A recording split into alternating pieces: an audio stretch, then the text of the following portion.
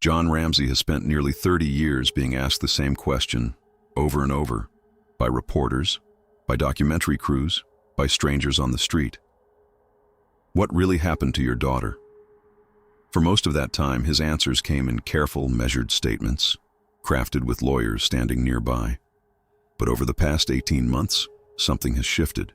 The man who once limited himself to brief press conferences has been speaking more openly, more urgently, and more publicly than he has in years, sitting for extended interviews, meeting directly with police leadership, and even appealing to the President of the United States for help. At 82 years old, John Ramsey appears to be done waiting quietly. And what he's saying now is forcing a fresh, uncomfortable look at one of the most famous unsolved murders in American history. This is the story of JonBenet Ramsey, told through the man who has spent nearly 3 decades fighting to clear his family's name and find his daughter's killer.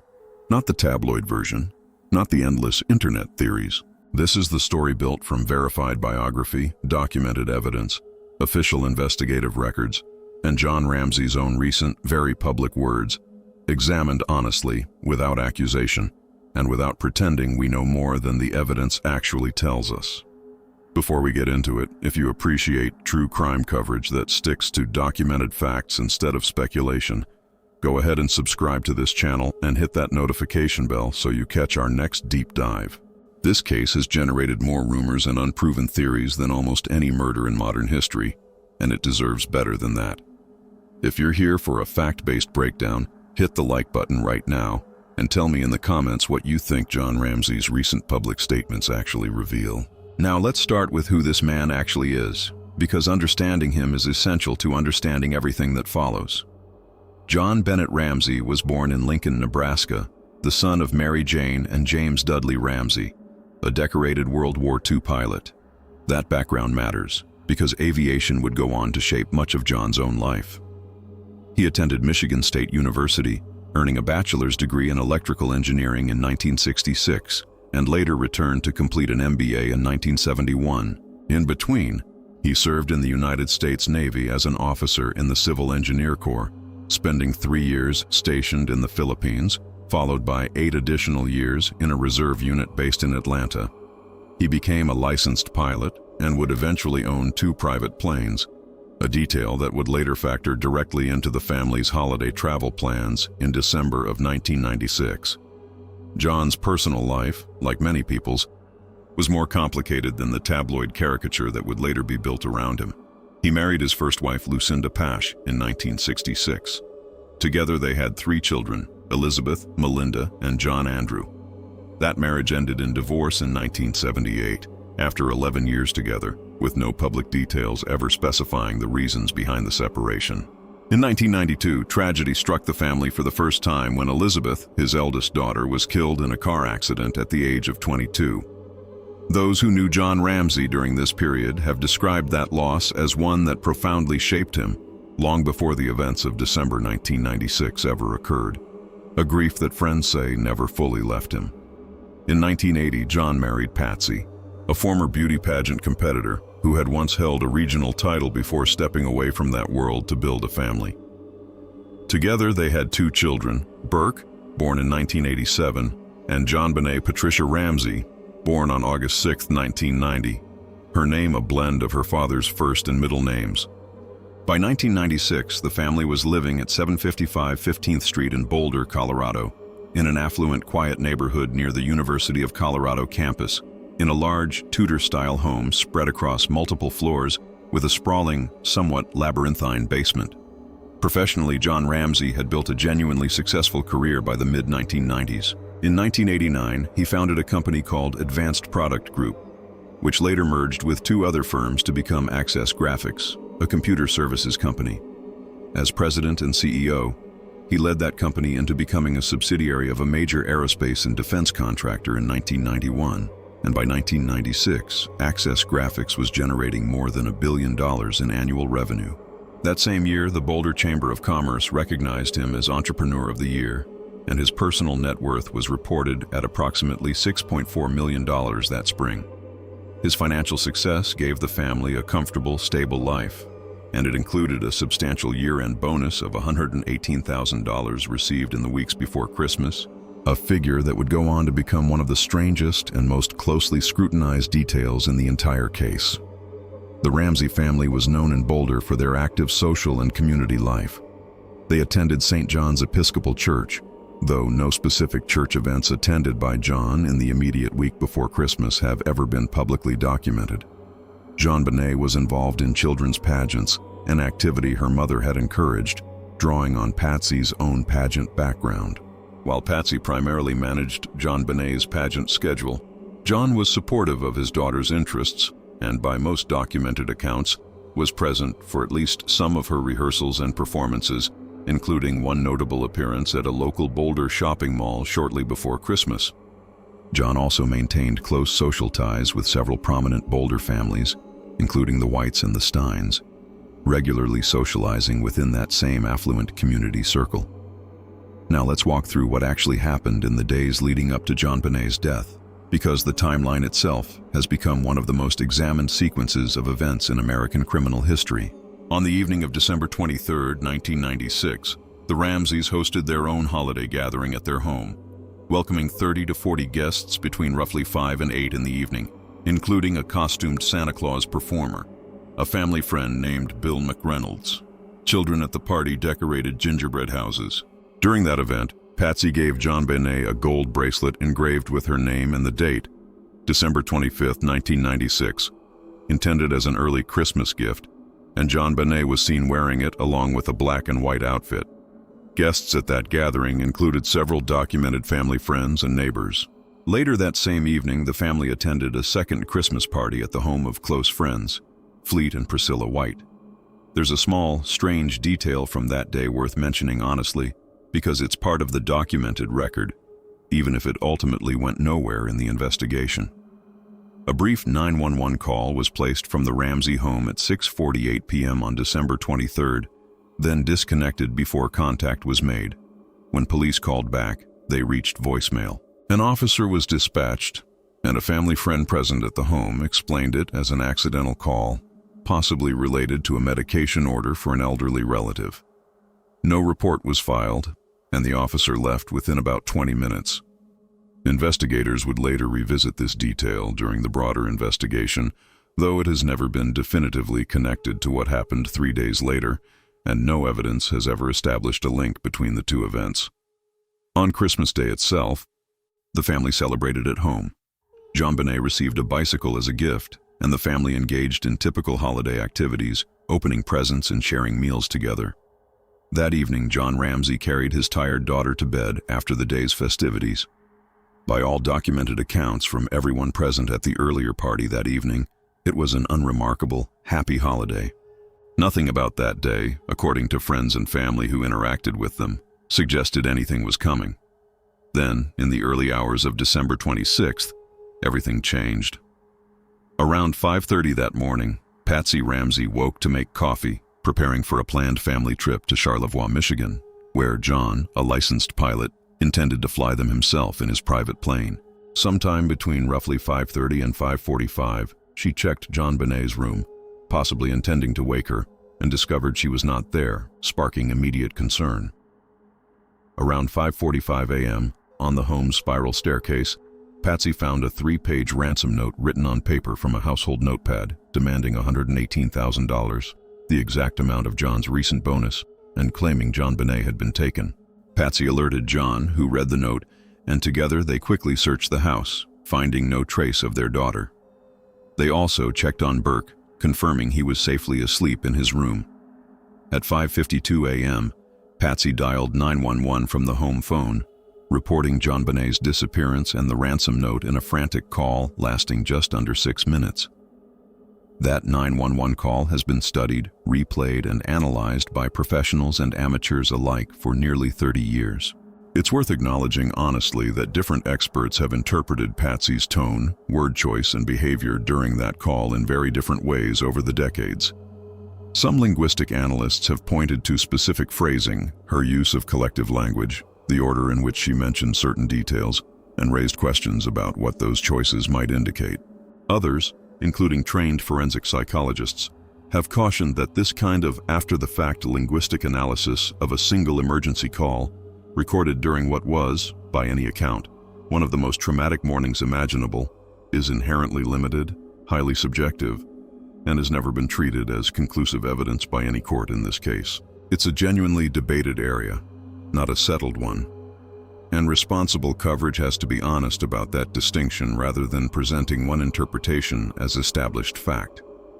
There is also a separate, more technical claim that deserves its own honest treatment: that enhanced audio analysis of the recording, after the call appeared to have ended, captured background voices, including one some believe resembles Burke, seemingly contradicting the family's account that he slept through the entire night. This audio evidence has been reviewed by multiple experts over the years, with no unanimous conclusion ever reached about what, if anything, those faint background sounds actually capture or mean. It remains one of the case's most debated, least resolved pieces of evidence, and no official investigative body has ever treated it as proof of anything specific. What is documented and far less ambiguous is what happened after officers arrived. Boulder police officer Rick French responded within minutes, arriving at 5:59 a.m., and conducted an initial walkthrough of the home, checking doors and windows for signs of forced entry and finding none. In the basement, he opened the door to a small storage room used for Christmas decorations, later referred to as the wine cellar, but did not turn on the light or step inside. He continued the search elsewhere in the house. It's one of the most consequential missed moments in the entire case, not because of any documented wrongdoing on his part, but because JonBenet's body was in that room the entire time and would remain there for hours. As the morning went on, John reached out to close friends, including Fleet and Priscilla White, who came to the house that morning to offer support, moving freely through the home before it was properly secured as a crime scene. This is a detail that has drawn scrutiny over the years, because the ransom note explicitly warned against contacting anyone outside the immediate family. Friends arriving and moving through the home undeniably compromised potential physical evidence, including possible fingerprints and trace materials. Journalist accounts from the time noted friends reportedly moving through the kitchen and touching household objects during those hours. Whether this reflected any deliberate choice or simply the understandable instinct of parents in crisis reaching out for support has never been resolved by any investigator, and no direct evidence has ever established which explanation is correct. It could just as easily reflect panic and inexperience in handling an unprecedented crisis as anything more calculated. Details of John's specific actions between roughly 6 in the morning and noon remain sparse in the public record, which has led some investigators over the years to question the apparent pace of the family's search efforts during that window. This perceived lack of visible urgency struck some as unusual for a father whose child was missing, though it could just as easily reflect adherence to police instructions to remain in place, or simple emotional shock, both entirely plausible explanations that have never been ruled out. The 911 dispatcher, in a later television interview, noted that John appeared calmer than Patsy during early interactions with responding officers, a demeanor some have found inconsistent with expected parental panic. It's worth noting, again, that this same composure has also been described by others, including people who knew him professionally, as consistent with his typically measured, executive temperament under extreme pressure. Demeanor alone has never been treated as evidence of guilt in any legal proceeding connected to this case, and courts generally recognize that trauma responses vary enormously and unpredictably between individuals. Around 1 o'clock that afternoon, Detective Linda Arndt, the lead investigator on scene, asked John and Fleet White to search the house again, room by room, for anything unusual. They went directly to the basement. John opened the door to that same small storage room, and there, he found his daughter's body on the floor, covered by a white blanket, with duct tape over her mouth and a cord fashioned into a garrote around her neck. In a moment of raw, instinctive grief, he removed the tape, lifted her body, and carried her upstairs, placing her near the family's Christmas tree in the living room while screaming. This single act, understandable as an instinctive human reaction from a grieving father, was devastating from a forensic standpoint. It disturbed the position of the body, potentially affected any fingerprints on the tape, compromised trace evidence, and complicated the crime scene in ways that could never be undone. Detective Arndt would later describe, in a 1999 television interview, a specific wordless exchange with John during this moment that left her personally suspicious of his involvement, an impression she has stood by publicly in the years since. She specifically described the manner in which John held JonBenet, his arms around her upper legs, her body extended upward and away from his own, her head positioned above his, which struck her as an unnatural posture for a grieving father, suggesting to her a kind of deliberate distancing rather than instinctive cradling.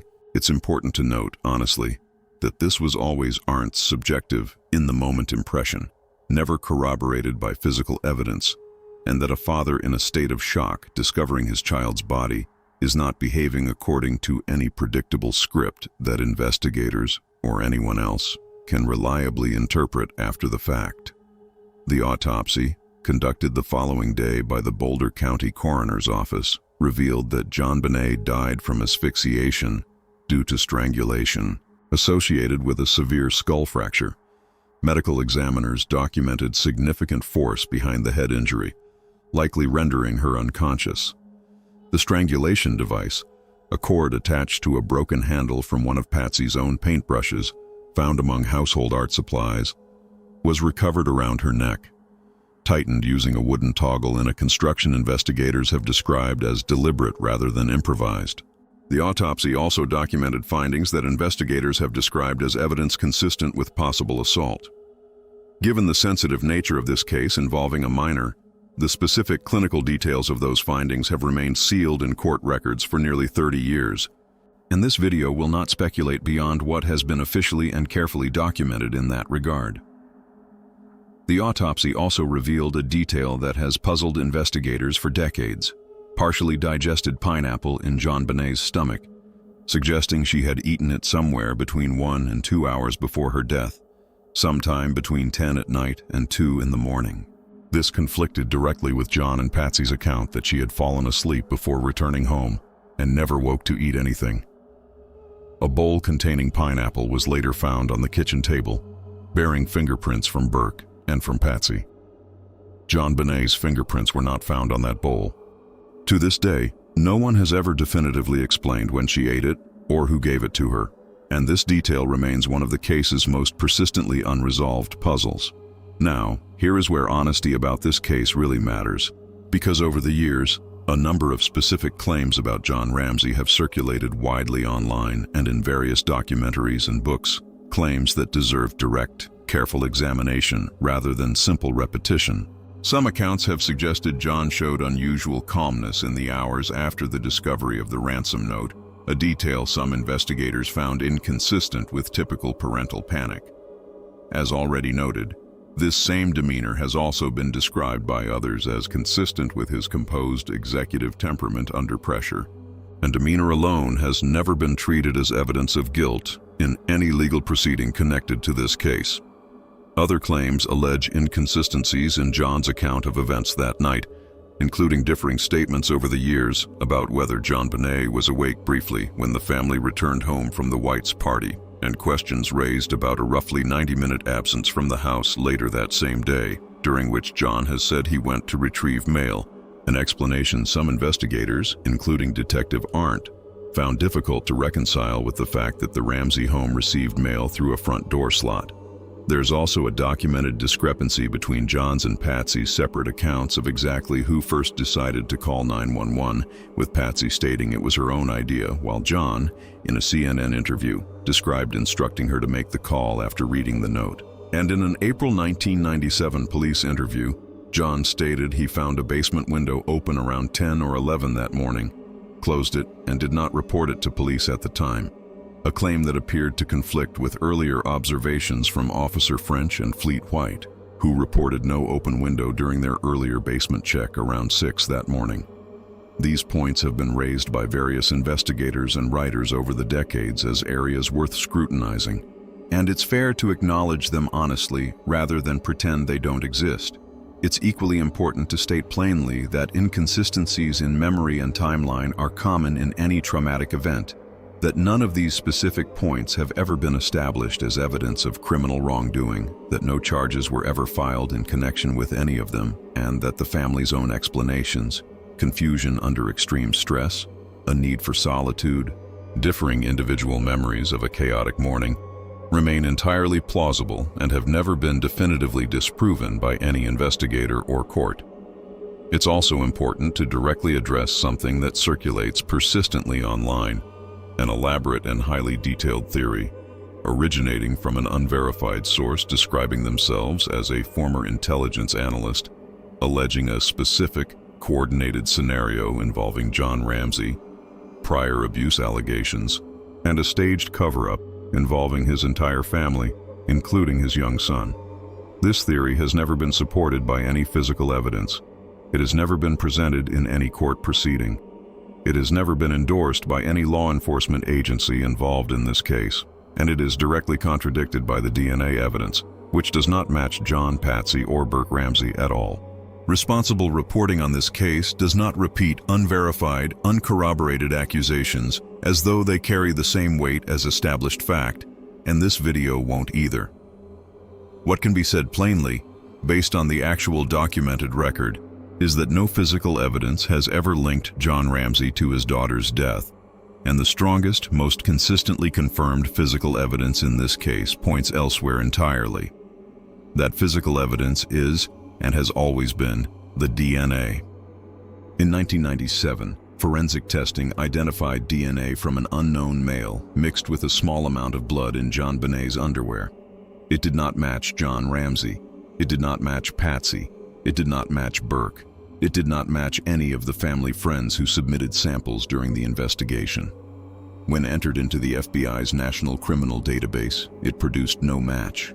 In 2003, using newer touch DNA technology capable of detecting genetic material from mere skin cell contact, the same unidentified profile was found again, this time on JonBenet's long underwear, a separate item of clothing entirely. Finding matching DNA in two different locations, on two different items she was wearing at the time of her death, made an innocent, incidental explanation from manufacturing contamination significantly less statistically likely, according to the DNA experts who reviewed the findings. In 2008, then District Attorney Mary Lacey sent a formal letter to John Ramsey, officially and publicly exonerating the entire Ramsey family based on this DNA evidence, stating that the match on two separate items made clear that an unknown male had handled JonBenet's clothing with no innocent explanation for its presence in two separate locations. It remains one of the most notable formal exonerations in American criminal justice history. Some officials since have taken a more cautious position, noting that while the family is not actively considered suspects, DNA evidence alone hasn't been treated by every subsequent district attorney as an absolute, permanently case-closing conclusion. That underlying tension between what the science strongly and repeatedly suggests and what institutions have been formally willing to declare with total finality has defined the modern chapter of this case for nearly 2 decades. It's worth noting, in fairness, that this DNA evidence has been examined by numerous independent forensic experts over the years, several of whom have concluded it likely does belong to the actual perpetrator, while at least one alternative explanation involving trace contamination during manufacturing has also been proposed by others. The complexity of the sample, which some experts believe may contain genetic material from more than one contributor, has made definitive interpretation difficult, and this remains one of the most actively debated technical aspects of the entire case among forensic professionals, even today in 2026. Beyond the DNA, other physical evidence at the scene has fueled ongoing debate for decades. A broken basement window and a suitcase positioned beneath it containing glass and dirt was cited by one veteran investigator as a possible intruder's entry or exit point, though intact cobwebs found around the window frame suggested to Boulder police that it hadn't been recently used by anyone. John Ramsey's own prior admission that he had broken that same window months earlier, after being locked out of the house, complicated interpretation of this detail considerably. Investigators also documented an unidentified boot print in basement mold that didn't match any known member of the household, along with an unidentified hair recovered from the blanket covering JonBenet's body. A length of rope, not belonging to the Ramseys, was found in a nearby bedroom, and a flashlight of uncertain origin was found on the kitchen counter, though it bore no blood or DNA connecting it definitively to the crime. None of these individual pieces of evidence has ever been conclusively tied to a specific suspect, but collectively, they've kept the intruder theory a serious, evidence-supported possibility throughout the investigation's history, not merely a hypothetical alternative. Following the 2008 DNA exoneration, John Ramsey largely stepped back from the relentless public spotlight that had defined the previous decade of his life. He ended regular press conferences and significantly reduced his media appearances. In the years that followed, he faced further devastating personal loss.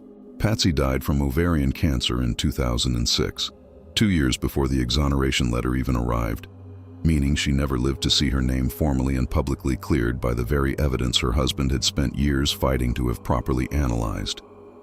Combined with the earlier loss of his daughter Elizabeth in 1992, John had now buried 2 daughters and a wife within the span of just over a decade and a half, an accumulation of grief that friends and family have described as reshaping him into a quieter, more withdrawn figure.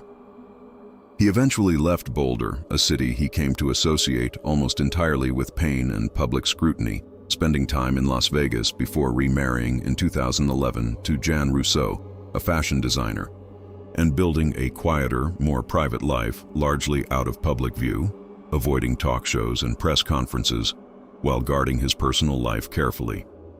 In 2012, he published a memoir titled The Other Side of Suffering, reflecting not primarily on the murder investigation itself, but on the broader experience of surviving grief and public suspicion, offering readers a glimpse into a life permanently redefined by repeated loss. Throughout this quieter period, he continued, consistently but far more privately, to advocate for advanced DNA testing, support organizations focused on victims' families, and push for legislative changes that would empower families of unsolved homicide victims to demand formal case reviews, advocacy that ultimately contributed to Colorado's 2013 cold case review legislation. But over roughly the last 2 years, that quiet, behind-the-scenes advocacy has become loud again. And this is really where the current chapter of this story picks up in earnest. In January of 2025, John Ramsey met personally with Boulder's newly appointed police chief, Stephen Redfern, a meeting he described afterward as sincere, and for the first time in years, genuinely encouraging. He told reporters he felt a real sense of hope that the department was finally approaching the case with the kind of urgency he'd been asking for since the early 2000s, noting that Redfern's status as an outsider, someone not shaped by the department's earlier institutional culture around this case, gave him particular reason for optimism. Later that year, his son publicly revealed a detail that had never previously been shared with the public, that the unidentified male DNA recovered from JonBenet's clothing still hasn't been tested using forensic genetic genealogy, the same technique that identified the Golden State Killer in 2018, after more than 4 decades of that case going completely cold. According to the family, this is because the existing sample hasn't yet been considered sensitive or complete enough for current genealogical technology to reliably process into a usable profile. Investigators, according to the family, continue closely monitoring rapid advances in this field, effectively waiting for the exact moment the underlying science becomes capable of processing what's already been preserved. It's not if, but when, the family has said, describing an ongoing, closely watched wait as the technology continues to improve year over year. John Ramsey has grown increasingly direct and public in pushing for this specific technology to finally be applied to his daughter's case. "We have the killer's DNA," he told reporters recently. "Forensic genetic genealogy is the new tool that could give us the killer's name, if the police would only use it." He's specifically argued, repeatedly and publicly, that local and state agencies may not currently possess the specialized technology or trained personnel necessary to perform this exact type of advanced genetic analysis themselves, and has consistently pushed for the evidence to instead be sent to independent private laboratories with proven, documented track records of solving other decades-old cold cases nationwide. In 2022, he even circulated a public petition, gathering more than 16,000 signatures, calling on Colorado officials to authorize exactly this kind of independent testing, and stated at the time that he was prepared to pursue legal action if the request went unanswered. Then, this past summer, a genuinely significant and entirely separate story intersected with this case in an unexpected and unsettling way. Yvonne Woods, a Colorado Bureau of Investigation forensic analyst who had worked at the agency since before JonBenet's death in 1996, pleaded guilty to multiple felony charges, including cybercrime, perjury, forgery, and attempting to influence a public servant, related to mishandling DNA evidence across more than 1,000 separate cases spanning 18 years of her employment. An internal review found she had omitted material facts, tampered with test results, and repeatedly violated laboratory policy, misconduct first flagged by a concerned colleague as far back as 2014, though not formally and fully investigated until a data anomaly was independently discovered by lab management in 2023. Because she was employed at the CBI at the time JonBenet's case was originally being processed, this news immediately and understandably raised public questions about whether this specific high-profile investigation might have been affected by her documented misconduct. Both the Boulder Police Department and the Boulder County District Attorney's Office responded quickly and directly to that concern, stating that after conducting a full review of the case's evidentiary records, they found no evidence Woods had personally handled or affected the evidence connected to JonBenet's death. According to both agencies, the earliest and most forensically critical DNA testing in this case had actually been conducted by an independent private laboratory in Virginia, not by the Colorado Bureau of Investigation itself. A detail John Ramsey publicly confirmed aligns with what his family has long understood to be accurate. Still, for a family that has spent nearly 30 years simply trying to get existing evidence properly and fully tested by institutions they can genuinely trust, the scale and timing of this particular scandal added yet another layer of understandable frustration to an already exhausting, decades-long fight. In September of last year, in perhaps his most striking and unusual public move in years, John Ramsey publicly appealed directly to the President of the United States, asking for federal attention and support in helping push his daughter's case toward some kind of meaningful resolution after nearly 30 years.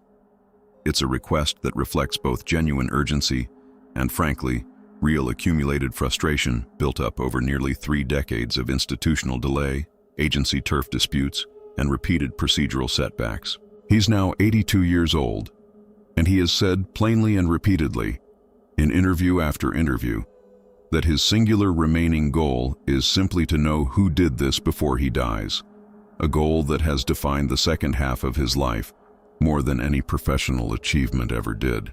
So what does all of this recent, very public activity actually tell us when we step back and look at the complete, documented picture? It tells us that the man once treated by parts of the public and media as the prime suspect in his own daughter's death has, for nearly 2 decades now, been formally cleared by consistent, independently confirmed DNA evidence, and has spent the years since not hiding from scrutiny, but actively, repeatedly, and increasingly publicly pushing for the exact scientific tools that could finally identify the person actually responsible. That's a meaningfully different picture than the one painted by sensationalized tabloid coverage in the late 1990s and early 2000s, and it's worth sitting with that difference honestly, rather than defaulting to old, disproven assumptions. Independent investigators who reviewed the case in depth over the years, including veteran homicide detectives brought in specifically to examine the evidence with fresh eyes, and criminal profilers with decades of experience analyzing violent crime, have publicly stated their own conclusions that the evidence, taken as a whole, points toward an outside perpetrator rather than anyone within the household. These are professional opinions based on their own independent review of the case file, not proven legal fact, and it's important to present them as exactly that. Informed professional assessments that carry real weight, but that have never been tested or confirmed in any courtroom, because no trial connected to this case has ever taken place. It also doesn't erase the genuinely difficult, unresolved questions that remain at the center of this case. Questions that have nothing to do with unverified online theories, and everything to do with documented official evidence. Why does the ransom note contain a figure that closely matches a private financial detail few people outside the family would have known? Why was there no clear evidence of forced entry into the home? These are the same open questions that have defined serious, credible investigation of this case for nearly 30 years, and John Ramsey himself has never claimed to have definitive answers to them either. What he has consistently, publicly said is that he believes the answer lies inside that unidentified DNA profile, and that modern technology, if fully and finally applied, could provide it once and for all. As of this year, the Boulder Police Department continues to describe the investigation as an active, ongoing departmental priority, with detectives stating they continue to review evidence and closely monitor advances in DNA testing technology as they become available. But no arrest has been made. No individual has been formally named as a suspect. The unidentified male DNA recovered in 1997 and independently confirmed again in 2003 still has not been run through the specific forensic genetic genealogy process that has already helped solve dozens of similarly old cold cases across the country in recent years, some considerably older than this one. There is one more piece of this story worth acknowledging honestly, because it reflects something genuinely positive that emerged from decades of documented investigative failure. The catastrophic mishandling of the crime scene in this case, the failure to secure it immediately, the friends and family allowed to move freely through the home, the delayed forensic response, the initial oversight of the very room where JonBenet's body was found became, in the years that followed, a widely cited case study in law enforcement training programs across the country. Departments nationwide have since adopted stricter crime scene protocols emphasizing immediate lockdowns to preserve evidence integrity, improved coordination between local police, the FBI, and forensic laboratories, and specific training aimed at avoiding the kind of early tunnel vision that shaped much of this investigation's first difficult years. John Ramsey's own advocacy work has directly contributed to legislative reforms, including Colorado's cold case review law, giving other families of unsolved homicide victims a formal path to demand fresh investigation that didn't previously exist. Whatever else remains unresolved about this specific case, its documented failures have measurably, tangibly improved how other cases are investigated since. JonBenet Ramsey would be 36 years old this year. Her father, now in his 80s, has outlived his wife, 2 of his daughters, and decades of intense public suspicion that DNA evidence has never actually, ultimately supported. What he hasn't outlived is the wait for an answer. Nearly 30 years after that Christmas morning in Boulder, John Ramsey is still here, still asking the same question he asked in 1996, and for the first time in years, doing so louder, more publicly, and with what he himself describes as genuine, cautious hope that modern science might finally provide the answer that decades of investigation, speculation, media sensationalism, and personal heartbreak never could deliver.